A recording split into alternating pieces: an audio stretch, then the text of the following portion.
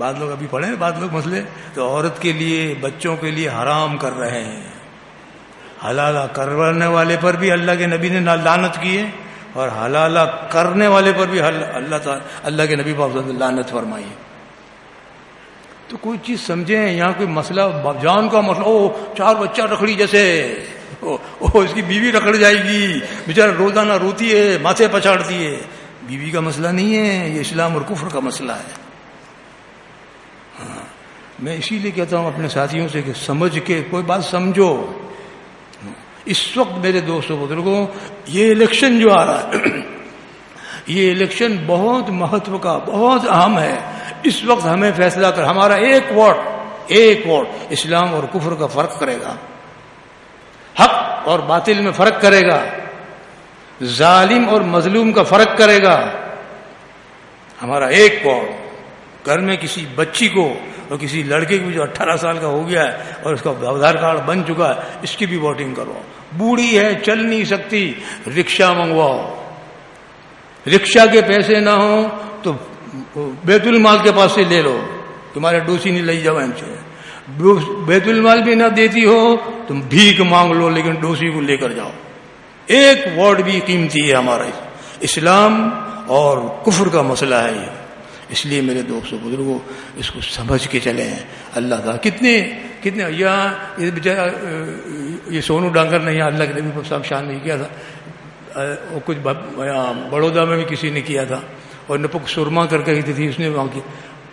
پوری دنیا میں کے لوگوں نے کہا کہ اس کو سزا دو, اس کے اوپر کیس کرو, نہیں کرا کے چلایا مسلمانوں کی دل دکھانے کے لیے اور جناب رسول اللہ صلی اللہ علیہ وسلم کی توہین کرنے کے لیے. ایسے تو 7 ہیں, 7 پورے ہندوستان میں, یہ سب ان کی پارٹی ہیں. اس لیے میرے دوستوں کچھ سمجھو. ہاں, اس ووٹنگ کا مسئلہ نہیں, کرسی کا مسئلہ نہیں, اپنے کام گورنمنٹ سے بنانے کا مسئلہ نہیں ہے.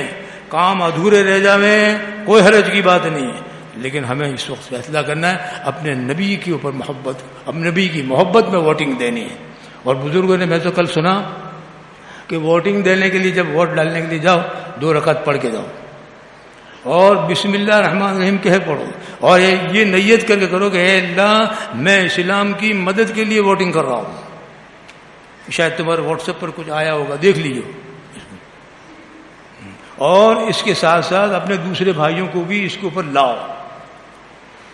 اللہ تعالی ہم سب کو صحیح سمجھ عطا فرماوے.